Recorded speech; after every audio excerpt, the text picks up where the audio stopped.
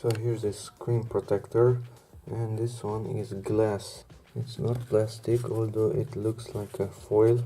This one is actually glass.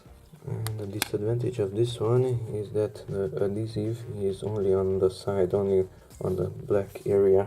Only that one is sticky. The other parts are not sticky. Here it's not sticky. Okay, and look how it's breaking.